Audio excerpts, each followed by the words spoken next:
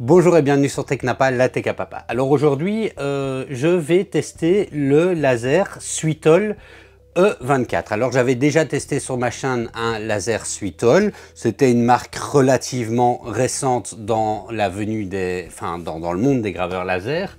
Et TomTop ici m'a envoyé un petit pack complet pour le tester dans des bonnes conditions avec le Sweetol, une caisse protecteur de chez Atomstack, une pompe à air et une espèce de plateau comme ça pour pouvoir graver en batch. Donc on va regarder un petit peu tout ça. Alors je rappelle ma méthodologie, je vous montre, vous tirez vos conclusions, je vous donnerai un petit peu 2 ou 3 points de ce qui est important, de ce que je trouve bien pour moi, mais c'est vous qui voyez. Si la machine vous intéresse, je mettrai le lien en description vers les différents paquets que vous voyez là. Donc ce sera un lien affilié vers TomTop. Et en attendant, passons à la découverte de cette machine.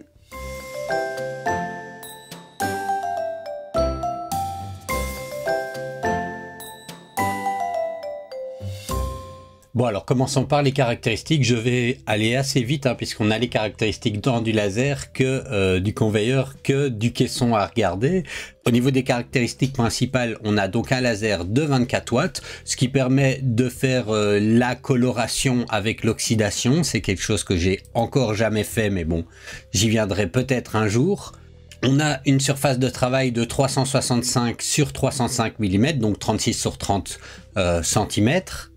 Au niveau du prix, sur le site officiel ici, il est à 439 $. Si je mets en euros, je l'ai pour le moment à 407 € tout nu. Et sur TomTop, on l'a à 395.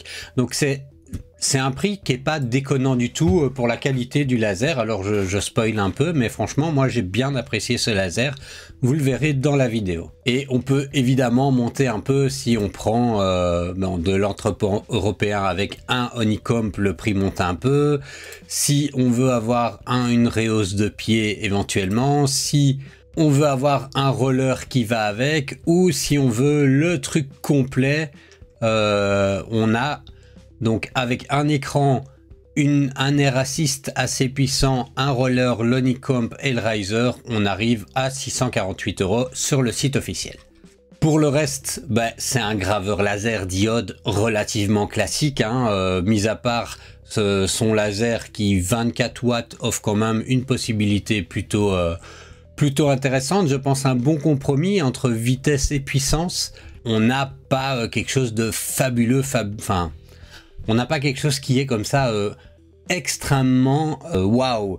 Vous le verrez dans la vidéo, le laser tout seul lui-même comme ça est relativement classique. Mais associé avec les accessoires que la TomTop a bien voulu m'envoyer, ça en fait vraiment une proposition extrêmement intéressante. Bon, au niveau des caractéristiques de sécurité principales, on a un bouton d'arrêt d'urgence qui en fait est le bouton on-off. Ça, on n'a pas un bouton poussoir comme on peut le voir, donc je ne sais pas si ça c'est bien. On a une clé pour verrouiller l'utilisation de l'appareil et on a une alarme de détection de la fumée et de basculement. Enfin, vous voyez, on a une antenne Wi-Fi parce que on peut l'utiliser sans fil. Personnellement, c'est pas quelque chose qui m'intéresse à moi pour un graveur laser, mais si c'est votre cas, vous savez que vous en avez la possibilité. Alors au niveau des accessoires, on a vu, on peut avoir les accessoires officiels, donc par exemple un honeycomb qui est là, un air assist puisque la machine n'est pas fournie avec un air assist, ça c'est important de le noter. On a également un écran de contrôle qu'on peut venir rajouter, ou un petit roller qui a un prix là pour le moment relativement intéressant. Mais comme je le disais, moi TomTop m'a fourni d'autres accessoires et ces accessoires, eux, sont vraiment très intéressants. Par contre, ce sont des accessoires de chez Atomstack. Alors, premier accessoire qu'ils ont fourni avec, c'est le boîtier Atomstack B3, qui est un boîtier qui est quand même assez sérieux, qui est solide qui comprend 2 bandes LED, un système de détection d'ouverture des portes, une extraction d'air et une caméra pour utiliser dans Lightburn. et qui vient se fixer. Alors, vous voyez dans la vidéo, moi je m'en étais pas rendu compte, je pensais que ça venait se mettre au-dessus comme j'ai déjà vu, mais je découvre avec surprise qu'en fait non, c'est un boîtier qui peut venir s'attacher directement au laser et donc en faire une solution plutôt intégrée. Et ça, ben, moi je trouve que c'est vraiment bien. Il a toutefois un prix certain, hein, puisque le boîtier, là, comme ceci, est à 274 $ sur le site officiel. On doit pouvoir le trouver moins cher sur des sites comme TomTop. Ensuite, on a le conveyor, donc je sais même plus comment on dit en français, c'est pas grave. En tout cas, le système d'extension qui permet de pouvoir travailler sur une surface qui va jusqu'à 80 mm, donc 80 cm, avec un système coulissant. Et vous verrez dans la vidéo que je le trouve vraiment intéressant, mais surtout, même si on n'utilise pas l'extension, hein, le fait qu'il soit en dessous du laser, je trouve particulièrement intéressant parce que ça sert de honeycomb et il est plutôt pas mal et puis ça rend les choses plus faciles à utiliser. Et vous voyez qu'on peut l'attacher, l'utiliser avec différents types de laser. Vous voyez, on a ici un Nikir, donc il est compatible avec différents types de lasers. Mais je vous montre ça plus à l'aise dans la vidéo. Bon, alors je vous ai épargné l'ouverture de la boîte. Qu'est-ce qu'on va retrouver dans la boîte? On a d'abord un manuel qui est en 5 langues et qui semble, comme vous pouvez le voir, assez clair, avec des images en couleur plutôt détaillées. Par contre, au niveau de la traduction en français, il faut bien avouer que c'est une traduction un petit peu, comment dire, Google Traduction. Donc vous aurez des choses qui sont un peu incompréhensibles. Alors les images se suffisent à elles-mêmes, hein, je vous rassure de ce côté-là, mais la traduction est vraiment difficile. Alors, comme d'habitude, une paire de lunettes, et comme d'habitude, je conseille de les jeter à la poubelle et d'investir dans une vraie paire de lunettes qui va vous protéger les yeux, hein, c'est important. La sécurité quand on utilise des lasers, c'est pas quelque chose comme ça qu'on met, auquel on ne fait pas attention. Et j'ai pas moi confiance dans ces lunettes produites en série et à bas coût. Voilà, moi j'ai toujours ma paire de Laserland et elle a coûté un peu cher, 50 €, mais je la conseille quand même. Alors, on a un petit tube pour les racines. Alors, on a un bloc d'alimentation de 24 volts et de 5 ampères. Le cordon d'alimentation. On va retrouver dans la boîte, alors, un petit câble. Je ne sais pas pour le moment à quoi il sert. Un câble USB-C avec une double tête, hein, USB-A, USB-C vers USB-C. Ça, c'est pas mal puisque on n'a pas toujours un ordinateur qui possède un câble USB-C disponible ou l'inverse. Donc, c'est bien ces câbles à double tête. La boîte que j'ai reçue n'est pas livrée avec un Air Assist et c'est pour ça qu'on m'a donné un autre Air Assist sur le côté. Sinon, ils ont prévu déjà l'emplacement pour l'Air Assist, mais vous voyez, chez moi ici, c'est complètement vide. Alors, on va retrouver un petit sachet avec les passe-câbles, la clé USB qui est fournie et la petite quincaillerie nécessaire, les clés, etc. Donc, voilà. Alors, je vous montre la couleur. Moi, j'aime bien la couleur de la structure. On a une espèce de, je sais pas dire, un gris bleu. Moi, je trouve la couleur quand même vraiment bien. On a la tête du laser ici avec, elle est relativement imposante. On voit qu'on a un bouclier qui est enlevable sur lequel on va retrouver des magnettes avec le laser et l'air assist est directement dans la tête du laser. Ça, en général, je préfère ça plutôt que sur le côté. Donc ça, c'est pas mal. Par contre, quelque chose, alors peut-être un puriste, je sais pas, mais j'aime un peu moins. Vous voyez? Je ne sais pas si vous voyez bien ici, on a un heatsink qui va permettre de dissiper la chaleur, mais je trouve que les pales sont pliées comme si on avait forcé pour, j'imagine que c'est au niveau du montage, mais je sais pas, hein, je trouve ça pas très, voilà. Après, j'ai peut-être jamais remarqué que c'était pareil sur tous les lasers, hein, mais voilà. Ensuite, vient le laser et l'avantage qu'on a, c'est qu'il vient tout monter. Hein. À part la tête de laser, on n'a rien à monter et ça, c'est quand même plutôt un avantage. Hein. Dernièrement, j'ai dû monter quelques lasers et c'est des fois un peu ennuyant. Et voilà donc le laser directement. Alors, on n'a pas d'écran, mais on a un look que j'aime bien. Donc, j'avais déjà parlé de la couleur, mais je trouve qu'il a un look un petit peu différent de ce que j'ai l'habitude de voir. Alors, on reste dans quelque chose qui est proche, hein, ressemblant, mais avec un look un tout petit peu différent. Alors, on voit ici qu'on a un câble management qui semble assez propre. Voilà, hein, on a une chaîne directement dedans. Alors, détail amusant, hein, on a la chaîne qui est sur le côté droit. Habituellement, elle a tendance à être sur le côté gauche. Et on a une surface de travail, on le voit bien, qui est un petit peu moins grande que ce qu'on a habituellement sur les lasers que je teste sur ma chaîne. Mais c'est finalement peut-être pas plus mal, parce que il prend pas énormément de place. Et c'est vrai que j'ai tendance à avoir des lasers qui prennent vraiment de la place. Et c'est compliqué à ranger un laser dans l'atelier, je trouve. Parce que il faut pas l'abîmer. Donc voilà. Allez, trêve de blabla. On va faire le petit montage, hein, puisqu'il n'y a pas grand chose à monter. Et puis on va un petit peu le regarder de plus près. Bon, alors pour le montage, ça va pas être compliqué du tout, hein, puisque on n'a vraiment pas grand chose. On a ici un tout petit peu, donc on a une clé Allen et un petit peu de vis ici, hein, vous voyez, c'est tout ce qu'on va devoir visser. Alors première étape, c'est de venir fixer le slider. On vient le fixer ici. Alors on peut pas se tromper puisqu'il est écrit up pour vers le haut et down pour vers le bas. On vient faire un schéma de vissage en croix. On positionne d'abord, on resserrera ensuite.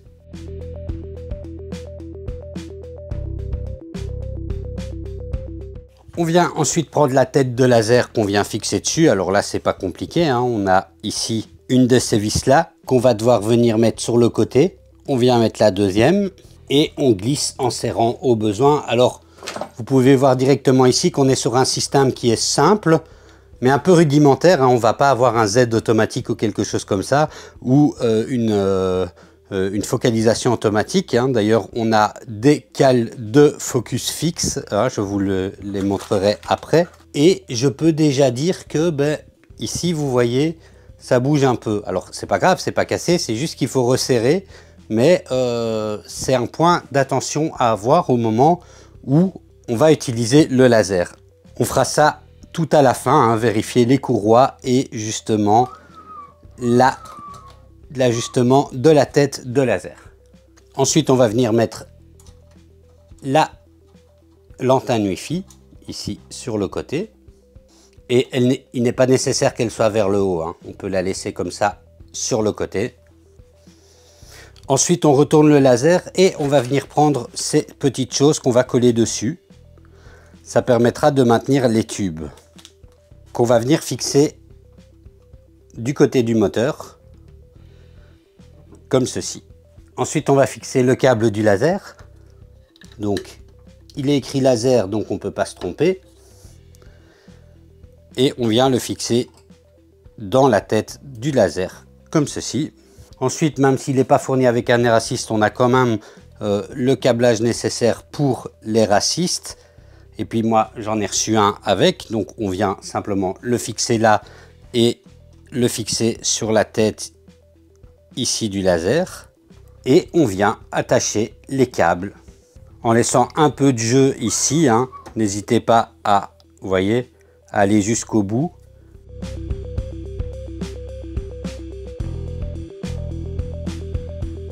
Et voilà, comme ceci.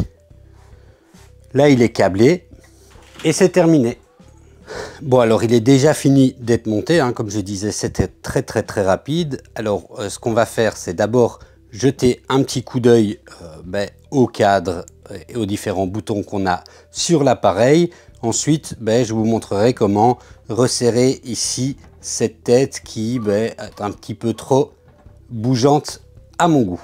Alors, si on regarde ici, on a un port HDMI. Ça, c'est pour brancher un écran externe qui n'est pas fourni avec la machine. On a un petit bouton reset. Moi, je ne crois pas que je l'utiliserai, mais voilà. Et en plus, il faut une petite pique pour pouvoir y arriver. On a un port USB. Alors, au niveau du port USB, dans le manuel, ils disent que c'est un port USB pour les firmware et pour pouvoir remettre à jour la machine.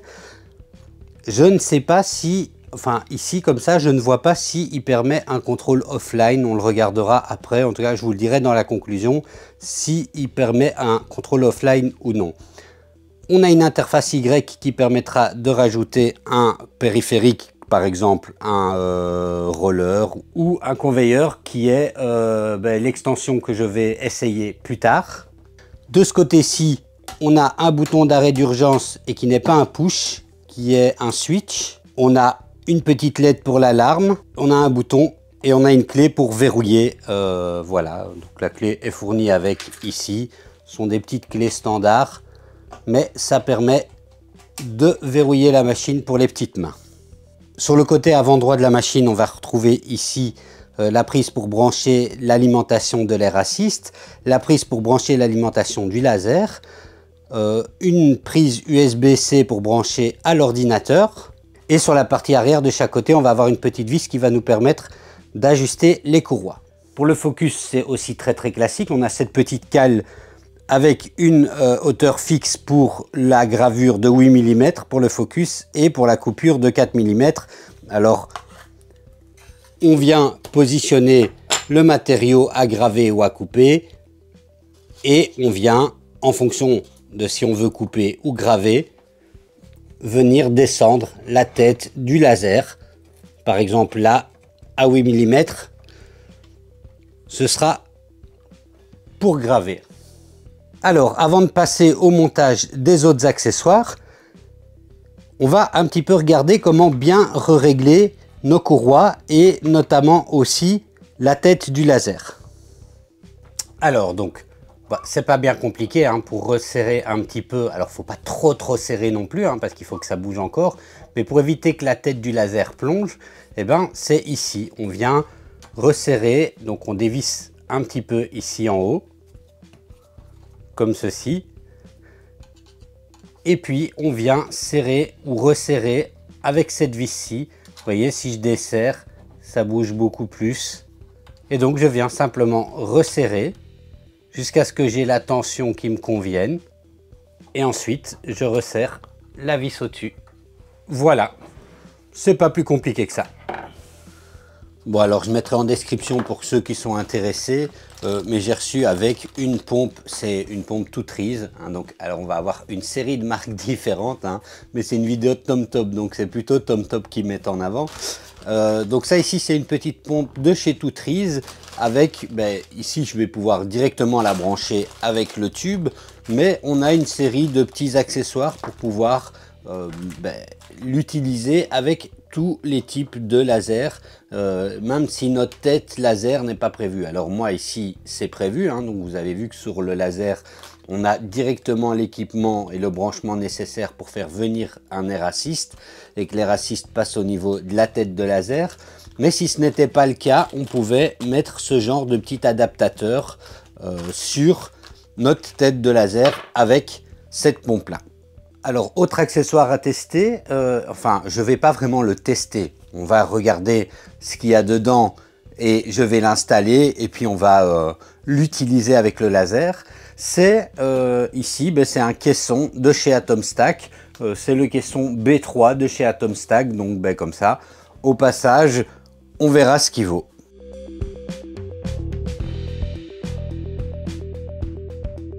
Bon, alors comme vous pouvez le voir, on a un kit qui est, il n'y a pas beaucoup de pièces différentes, donc à mon avis, il va être assez simple et assez rapide à monter. Alors, ce que je n'avais pas compris, et en fait c'est encore mieux, c'est que c'est pas un boîtier dans lequel on va venir glisser le laser, c'est que c'est un boîtier qui va venir se visser directement sur le laser. Alors, il est compatible avec le Sweetol, donc avec cette forme-là. Et donc, je trouve que ça lui apporte une expérience complémentaire. Alors, la partie la plus pénible, c'est de retirer ces petits autocollants. Parce que quand ils viennent pas du premier coup, c'est chiant.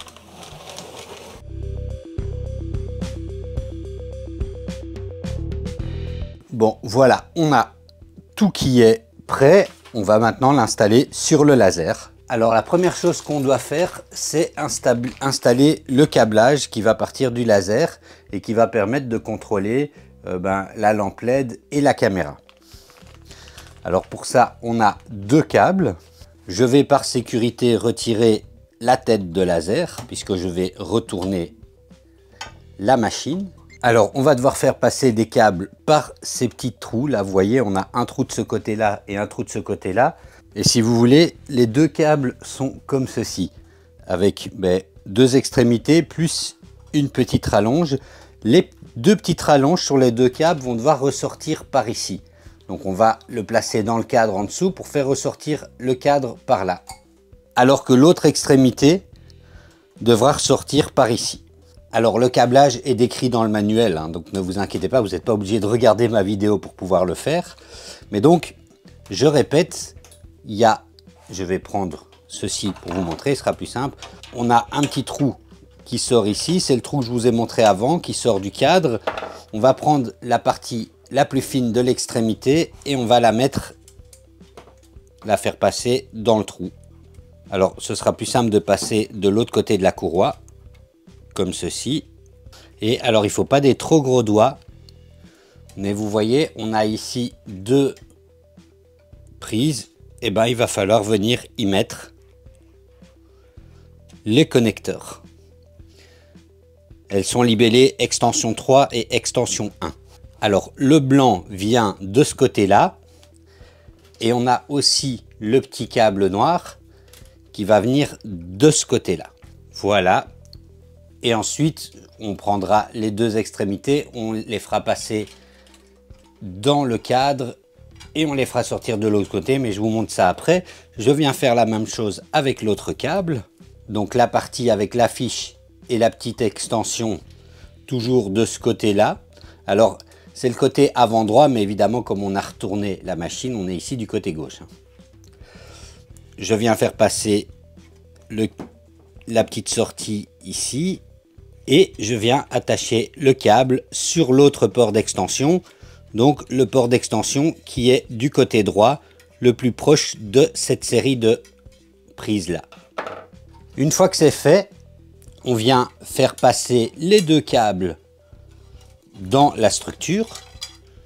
On ne doit pas hésiter à venir les rajouter sur la petite nappe ici. Vous voyez, il y a des espèces de petites pinces qui sont collées à la structure.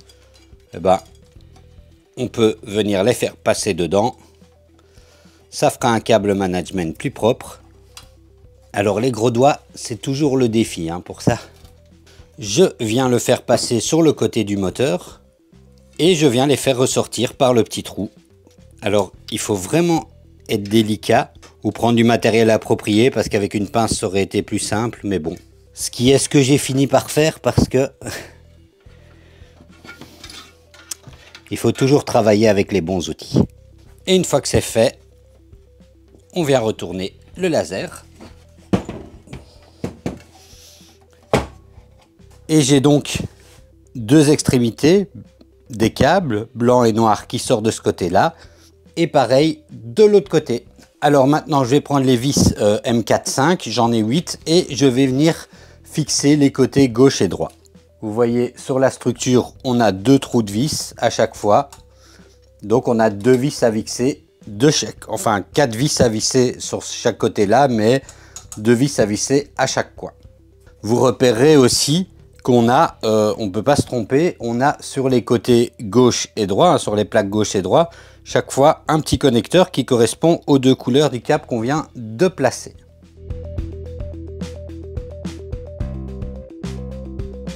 Alors voilà, c'est fait de ce côté-là, on va maintenant faire l'autre côté.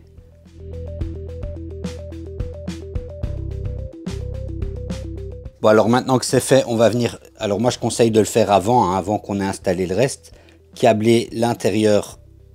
Donc on a simplement à relier ici les petits câbles et on le fait de chaque côté. On va maintenant prendre les vis M410, alors j'ai retourné la machine et on va placer le panneau arrière. Alors je vais pour plus de facilité remettre déjà le laser dedans, je l'avais retiré pour le câblage et je viens remettre également le tube de l'air assist. Alors le panneau arrière c'est le panneau avec l'extracteur d'air. C'est pas très compliqué, on vient simplement le poser comme ceci et visser 6 vis.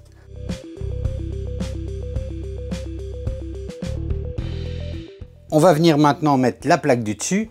Alors vous voyez, la plaque elle se plie comme ceci, donc on a la partie qui remonte qui doit être vers l'avant. Et on pense à bien mettre ceci à l'intérieur de la machine. Et on vient visser avec les autres vis M410. Comme d'habitude, hein, on essaye de visser en croix et on ne serre pas complètement. Juste positionner les vis histoire qu'elles se maintiennent dans le pas de vis. Et après on fait un tour pour serrer le tout.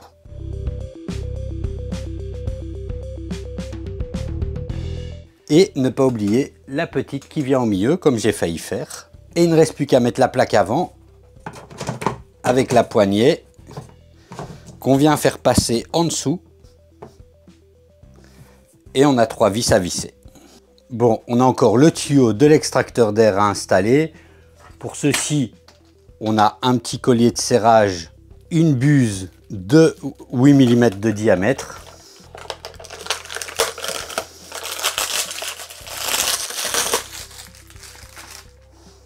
Et on le fixe dedans en serrant avec le collier de serrage.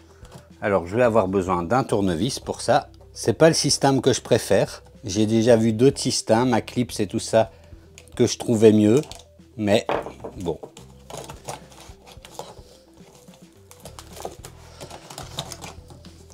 C'est quand même un système qui a fait ses preuves et qui fonctionne relativement bien. Alors on va pas faire le difficile. Et voilà. La buse est placée. Il reste une dernière chose à faire. Vous voyez, on a un petit trou ici. C'est pour faire passer le câble USB de la caméra. Alors, on a encore ici des petits autocollants avec des clips. Ben, c'est pour que le câble de la caméra ne soit pas lâche. On va pouvoir les attacher ici à l'intérieur. Et voilà. Maintenant, elle est complètement prête.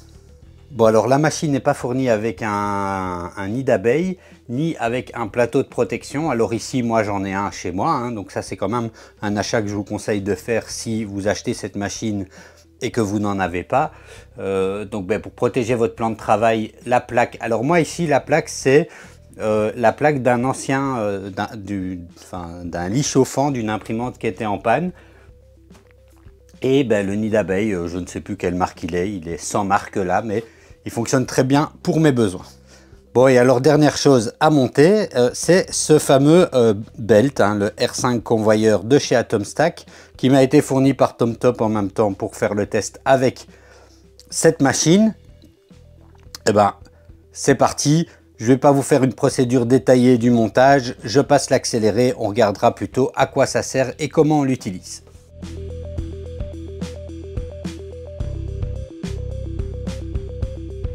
Je m'arrête ici pour souffler un peu. C'est costaud quand même à construire, hein, avec toutes les micro-vis et bien positionnées. Là, il me faut une petite pause. Et sachez-le, hein, c'est quand même quelque chose de costaud à construire.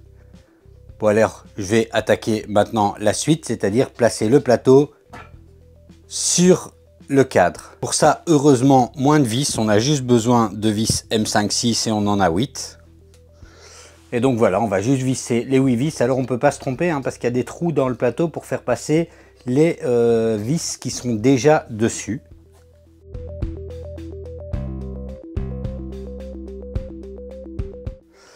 Ensuite, on va attacher aux 4 coins les systèmes de fixation. Alors sur chaque système de fixation est dans un petit sachet dans lequel vous pouvez voir sa position. Donc front left, donc c'est avant gauche. Et on en a 4 comme ceci. Donc en les plaçant, il faut bien s'assurer qu'on soit du bon côté. Et pour ça, l'avant est là où il y a le logo Atomstack. Alors celui-là était pour l'avant gauche. Donc on vient simplement le glisser dedans comme ceci. Et on met le système de fixation aux 4 coins. Alors on a encore les pieds à fixer. Donc pour ça, on va retourner la machine. Il faut juste qu'on fasse bien attention. Alors ici, donc ça va être fixé comme ceci. Mais il faut attention à ne pas s'inverser. L'avant droit, donc on est bien sur l'avant ici, mais l'avant droit sera de mon côté gauche vu qu'on est inversé. Donc on va bien penser à le mettre comme cela, avec l'avant droit de mon côté gauche et l'avant gauche de mon côté droit. Alors il ne fait que se poser dessus, hein, donc je l'ai retourné pour vous montrer plus clairement. Il ne faut pas vraiment, hein, on a juste un pied à fixer comme ceci et on le pose dessus. Hein, le pied ne s'attache pas, il ne se clipse pas. Mais en gros, la logique, c'est que ce soit fixé comme ceci. Alors voilà, comme ceci. Comme vous pouvez le voir, il prend une certaine place et voire une place certaine. Alors maintenant, ce qu'il va falloir faire, c'est venir poser le laser au-dessus. Alors pour ça, il va falloir mettre des pieds en dessous du laser. Heureusement, les pieds sont fournis avec. Et donc la logique est très simple. Hein. Hop, on va visser les pieds en dessous du laser et puis venir poser le laser au-dessus aux quatre coins.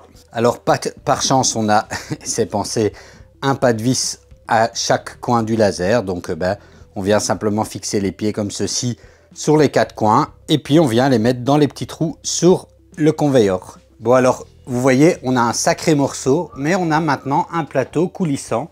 Alors, ce qui est pas mal au passage, c'est que si on le laisse comme ça, eh ben, on n'a plus besoin du nid d'abeille et de la plaque de protection puisque la plaque en dessous sert de nid d'abeille et on n'est pas obligé de la brancher. Hein, on va montrer, il suffit de le brancher au port Y qui est là. On peut ne pas le brancher et puis alors le plateau bougera pas et on l'utilise comme ça. On perd un tout petit peu. Si on fait ça, bien qu'on a l'extracteur d'air qui va prendre une partie, on aura quand même des fumées qui vont sortir plus facilement par en dessous que quand on était à la plaque à ras du sol. Ça, c'est un point négatif si on le laisse dans cette configuration-là tout le temps. Alors moi, j'ai des purificateurs d'air dans l'atelier. Je découpe pas forcément des matériaux hyper toxiques ni très souvent. Et en plus, j'ai, je dois l'avouer, un autre laser. Je pense pas que celui-là, c'est un laser que je vais garder puisque j'ai un laser CO qui arrive et j'ai un laser fibre. Mais on a comme ceci une configuration qui est quand même particulièrement étonnante avec ces accessoires-là. Donc, alors il faut juste bien penser, mais c'est comme pour les imprimantes 3D, hein, à bien le positionner. Hop, de manière à ce que il n'y ait pas de blocage, sinon vous aurez des décalages, ça va cogner. Et ça permet quoi? Ça va vous permettre de graver en série des objets les uns à côté des autres ou de graver un long objet, par exemple, je sais pas moi, une planche de skateboard ou quelque chose comme ça, une longue planche pour augmenter la taille de travail de votre laser. Et ça reste un système, alors un peu plus en hauteur, mais relativement plus compact que les graveurs plus longs qui prennent alors en permanence un plus gros espace sur le plan de travail. Bon alors pour le câblage, je vous montrerai un petit peu plus tard, je ferai un test de gravure avec justement ce conveyor belt. Ici ce qu'on va faire, c'est que je vais d'abord vous donner une petite impression générale après montage sur la machine et puis on ira sur l'ordinateur. Je regarderai ce qu'il y a sur la carte SD, enfin sur la clé USB.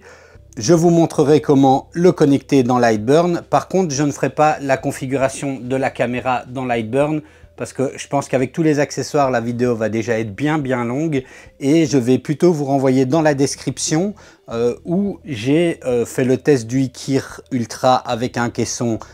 On est sur du Atom Stack de toute façon, ou en tout cas pas loin.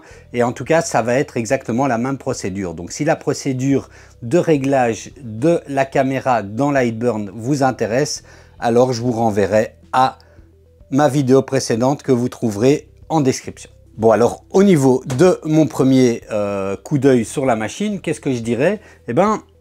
Donc moi je disais, j'aimais bien le cadre. Hein, j'aime bien le look et je trouve que la rajoute avec le caisson qui vient vraiment se greffer dessus. Alors évidemment, ça ce sont des options complémentaires à acheter. Hein, mais le caisson qui vient se greffer dessus, c'est vraiment pas mal. On a vraiment l'impression d'avoir une solution intégrée. Alors je n'aurais jamais moi pensé ou imaginé acheter de moi-même ce qu'ils appellent là le R5 Conveyor Belt. C'est le genre de plateau que j'ai déjà vu sur des petits graveurs hein, comme le Laser Packer ou le X-Tool, mais pour du grand format, ça ne me serait pas venu à l'idée. Et finalement, je trouve que c'est plutôt une bonne chose si on a envie de garder un espace de travail contenu, puisque le plateau vient se remettre comme ceci au centre et on a finalement une surface, une empreinte au sol moins importante que les grands formats 80/40. J'ai déjà testé un comme ça sur ma chaîne à un moment donné et j'avais vraiment une réelle difficulté à pouvoir l'utiliser.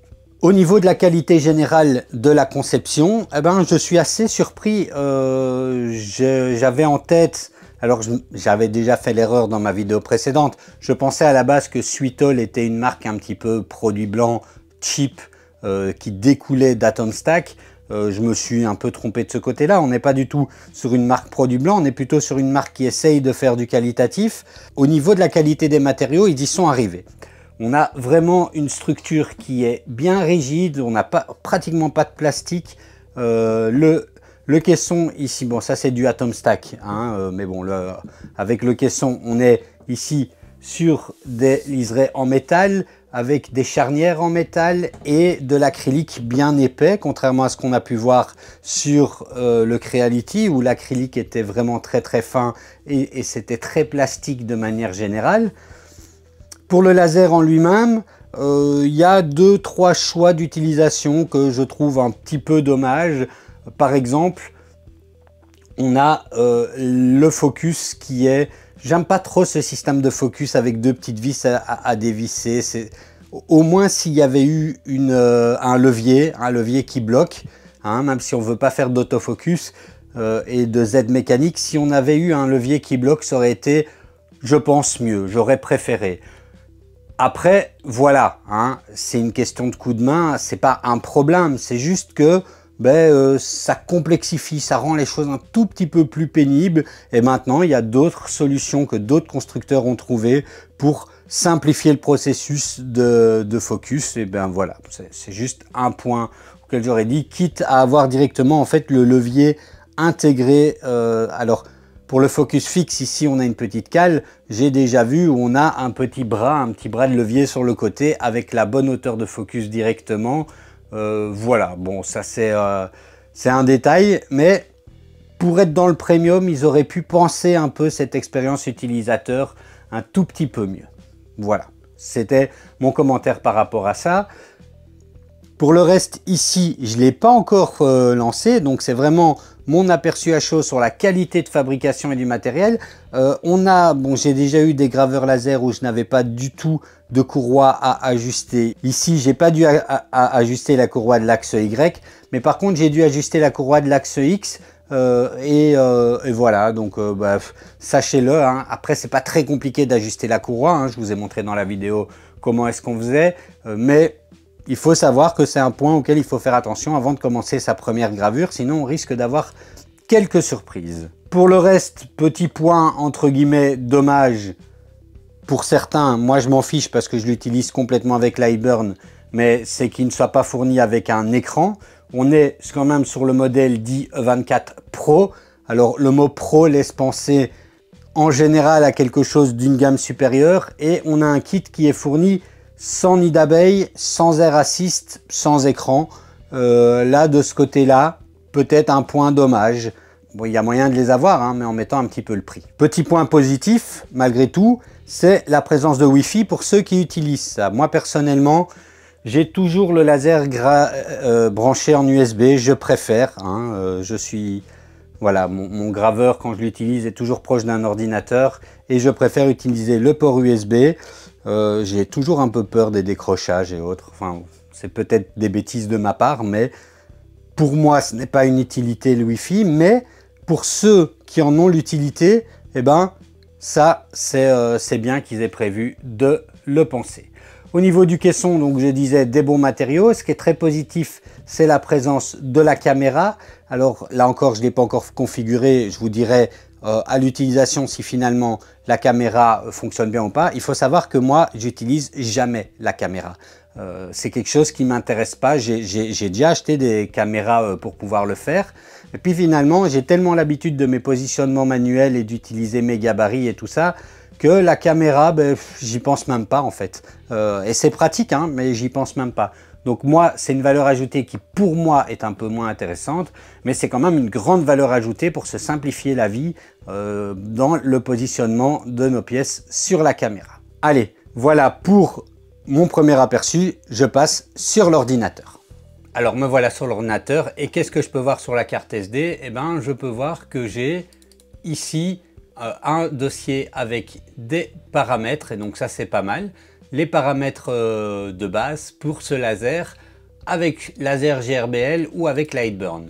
Donc si j'ouvre Lightburn, eh ben, on a ici une série de paramètres qui est une bonne base pour, pour ne pas devoir trop chercher.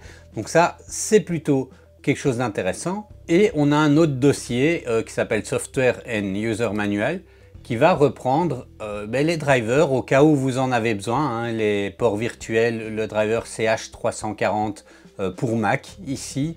Alors là maintenant dans l'atelier je suis avec un mini PC donc je ne suis pas sur mon Mac. Et on a également laser GRBL en version 4.4.1 et Lightburn en version une version dépassée pour macOS, hein, une version de 2021 et une version qui est aussi dépassée vu qu'on est à la 1.6 pour Windows. Donc voilà, là moi je vous conseille d'aller directement sur le site de Lightburn et de télécharger tout ça. Et on a également le manuel utilisateur en format PDF. C'est toujours intéressant. Alors me voilà maintenant dans Lightburn où je vais venir installer le laser. Alors pour ça le laser doit évidemment être allumé. Je viens cliquer sur appareil, suivant et il va chercher et il va finir par trouver le laser. Alors je vois qu'il a les bonnes dimensions de travail, il est sur le port comme 10. Je le rajoute, je lui mets le nom que je veux. Ici je vais mettre E24 Pro hein, pour faire original. Je choisis si je veux que l'origine soit à l'avant gauche, c'est ce que je fais en général. Je fais finish et puis voilà, le laser est rajouté. Je vais venir ici sélectionner mon port, hein, port comme 10 et après je vais faire un petit autoguidage pour m'assurer qu'il fonctionne bien. Alors j'ai dit que j'allais pas vous montrer toute la procédure de calibration de la caméra puisque je l'ai fait dans une vidéo précédente que je remets le lien en description. Mais donc on vient ici dans le menu outils laser et puis calibrer l'objectif de la caméra. On vient choisir notre caméra USB. On voit ici qu'on a l'image et puis toute la procédure se poursuit. Bon alors, question bruit, on peut pas dire qu'on n'est pas sur du bruit. Avec le caisson et l'extracteur qui fonctionne, on est quand même sur quelque chose qui est vraiment bruyant. Vous n'allez pas mettre ça dans votre chambre, hein. Donc ici, je ne sais même pas si on m'entend, je vous laisse écouter. Vous ne mettrez pas ça dans votre chambre. Bon alors mon premier test ce sera pour tester le positionnement, pour tester la caméra. Et ce que je vais faire c'est que j'ai gravé un petit carré autour du plateau de calibration de la caméra pour voir si entre ce qu'il y a à la caméra et ce qui se grave, on est sur quelque chose qui est correct. Mais il n'est pas parfait hein. Si vous voyez il y a un petit décalage, ça c'est dû au fait que quand on calibre la caméra il faut vraiment être très précis et notamment au niveau des prises de points et des lumières, et puis moi j'y suis allé peut-être un petit peu vite. Alors petite chose que je n'avais pas vue, mais c'est très bien, c'est qu'on a un laser pour le positionnement de l'origine et ça je trouve ça vraiment bien. Et alors un autre petit détail, mais ça fait partie du conveyor et j'aime vraiment bien ce système, c'est que vous voyez le système d'attache permet de fixer une barre qui va de part en part de chaque côté et ça tient vraiment la plaque là, hein. On n'a vraiment aucun problème pour qu'il y ait la fixation et vous voyez ça passe en dessous de la tête du laser hein, avec ici la position du focus est faite. Et ça passe au-dessus de la plaque du laser sans problème, on ne va pas aller taper ou casser quelque part. Alors premier petit test sérieux, c'est une découpe dans de l'acrylique de 3 mm. Alors là l'acrylique je rappelle elle vient de chez Creatorally et regardons ça tout de suite.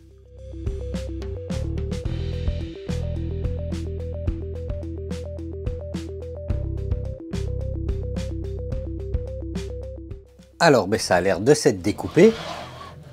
On va regarder et retirer ça.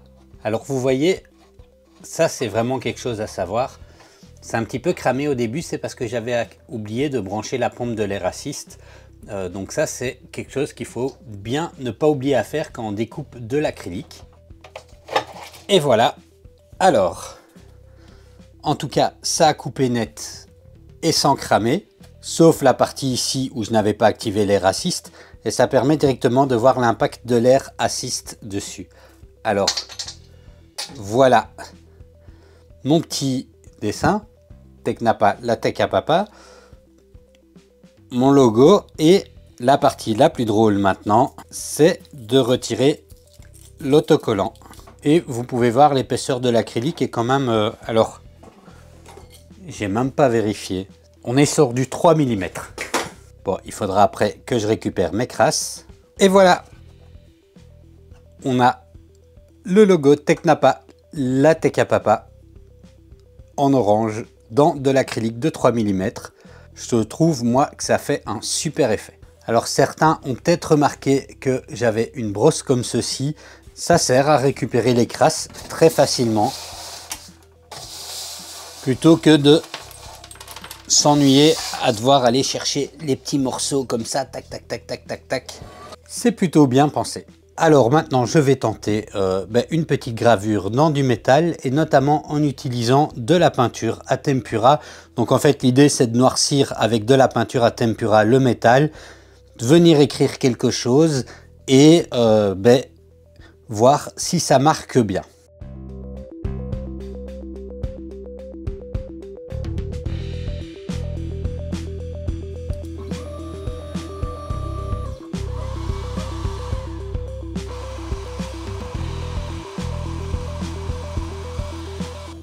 Voilà, je vais maintenant le nettoyer et on va voir ce que ça donne. Et voilà ce que ça donne.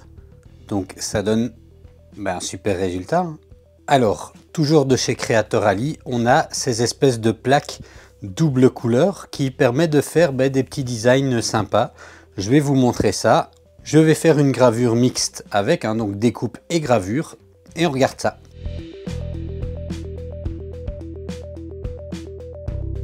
Alors, voyons voir ce que ça a donné.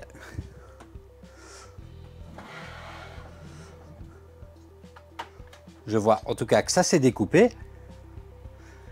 Et voilà, ces plaques de couleurs comme ceci donnent un motif très sympa. Et donc, je vais pouvoir mettre ça, vous l'aurez deviné, à la porte de la chambre de mon fiston.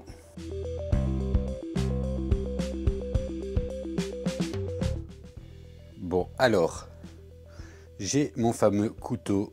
C'est un couteau Facom qui m'aide à ouvrir les paquets pour l'unboxing. Et puis voilà, au passage, je vais regarder un petit peu pour mettre mon logo, en tout cas le logo textuel, voir le logo textuel avec la tête de Technapa. Allez, on va faire ça sur le manche.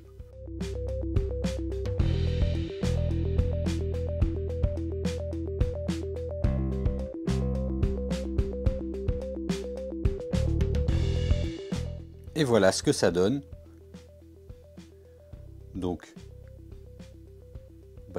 c'est sympa. Alors, j'aurais pu centrer un peu plus vers en haut. Bon, j'avais envie de mettre un peu vers le bas. Mais je me rends compte maintenant que ça aurait été mieux un peu plus centré vers le dessus. Mais en tout cas, au niveau du laser, ça donne super. Donc, on a fait quelques gravures. On voit que ça se passe bien. Il gère bien le truc. Il est facile à prendre en main. On va quand même faire maintenant un test de découpe avec une planche comme ça de pain de 3 mm, et on va voir ce qu'il arrive à découper en une passe, et après voir en combien de passes il arrive, si il arrive à découper les 3 mm.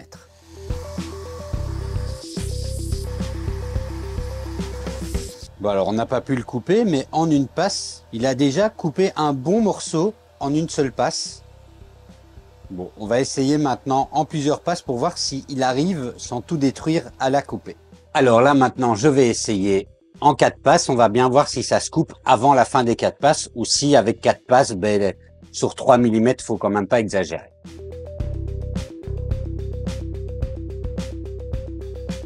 Alors en 4 passes, il l'a presque eu, mais bon, il en a quand même cramé une petite partie. En tout cas, il y a de la puissance de découpe. Après, On n'est pas censé découper tout le temps avec comme ça sur du 3 mm.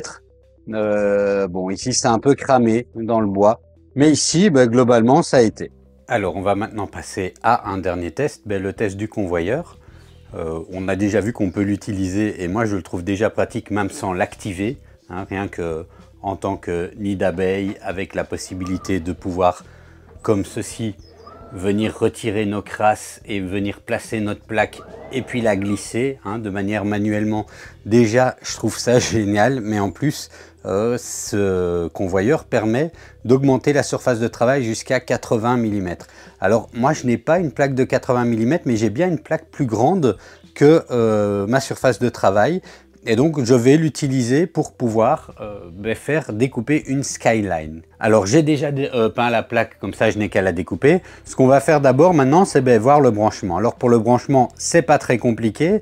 Avec ce modèle-là, hein, c'est un peu différent puisque ce convoyeur est compatible avec, avec la plupart des lasers. Il faut juste un petit peu, on a différents types de câbles qui sont fournis avec et il faut juste un petit peu voir en fonction des types de câbles qu'on a.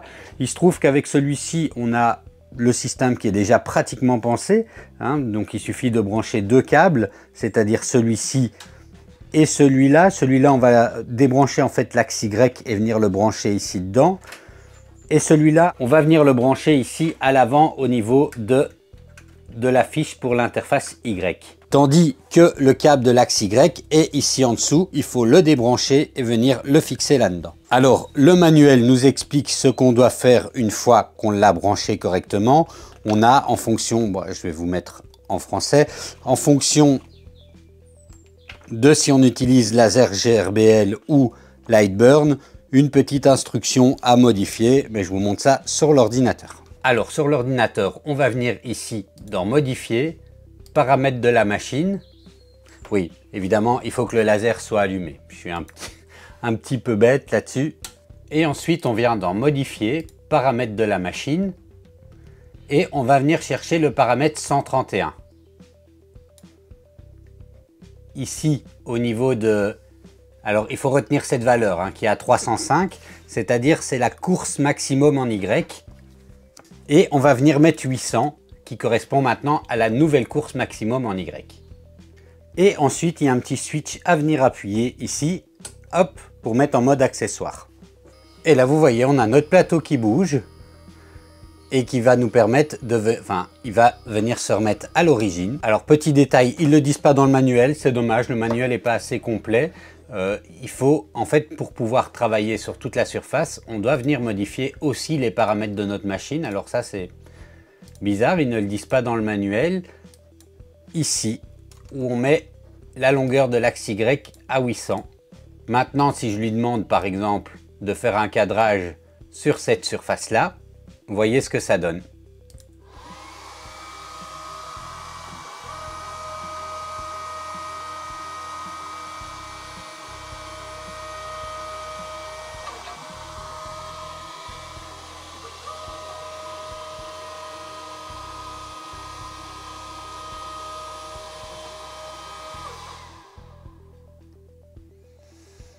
On a une surface de travail bien plus grande. Allez, je vais faire ma découpe de la skyline avec ça. Et ce sera parti.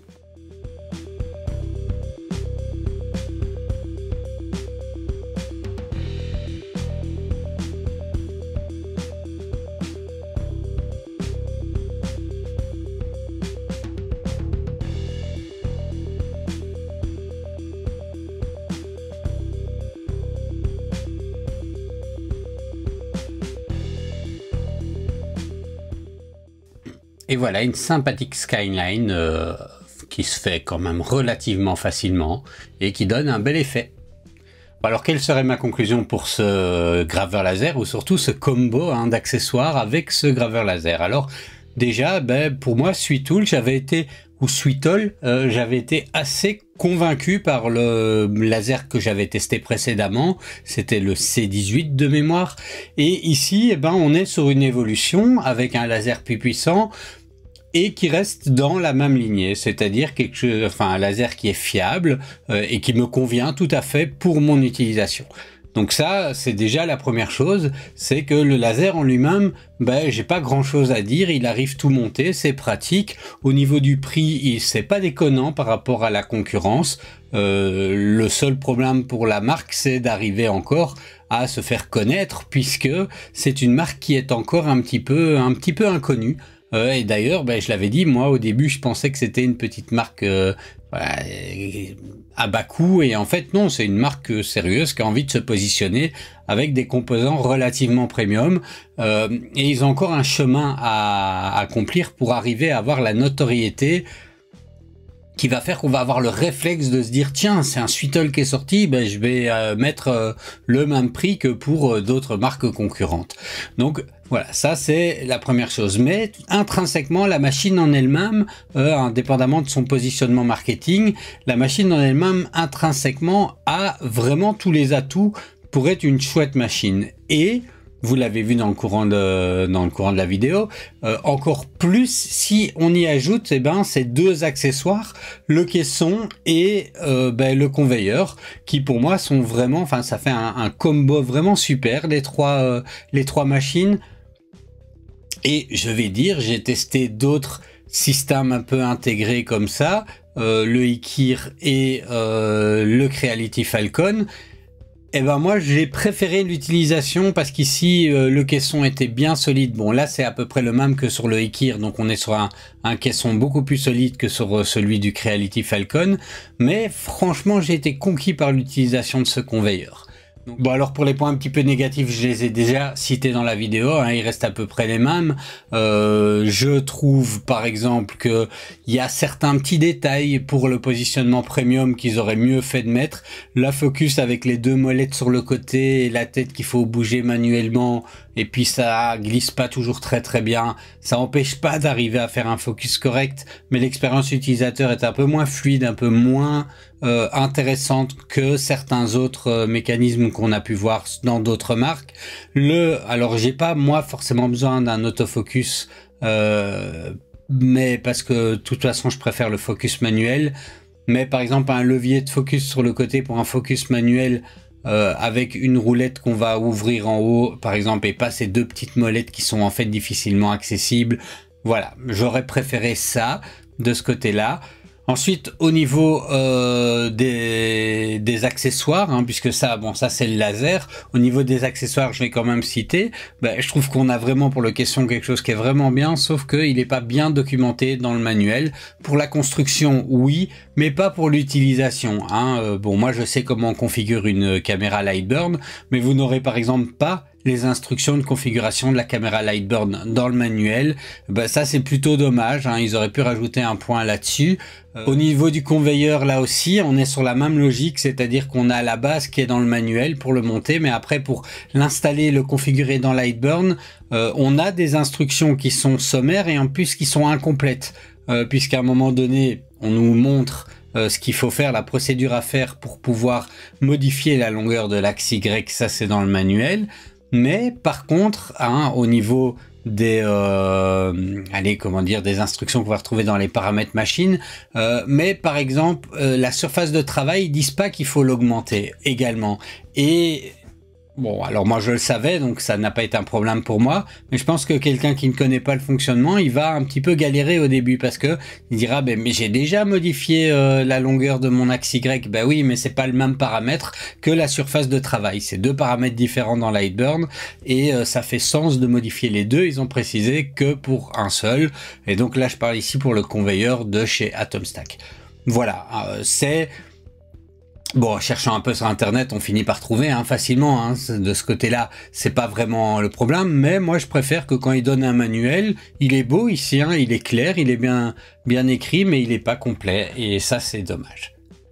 Allez, je vous ai suffisamment montré dans la vidéo pour que vous puissiez tirer vos conclusions par vous-même. C'était ici mon avis personnel de mon utilisation. Je vais vous laisser ici pour la conclusion. Je vous dis à la prochaine pour une prochaine vidéo. N'oubliez pas pouce, like, etc., etc. Le bouton super thanks si vous avez envie de me payer un café. Et je vous dis à la prochaine.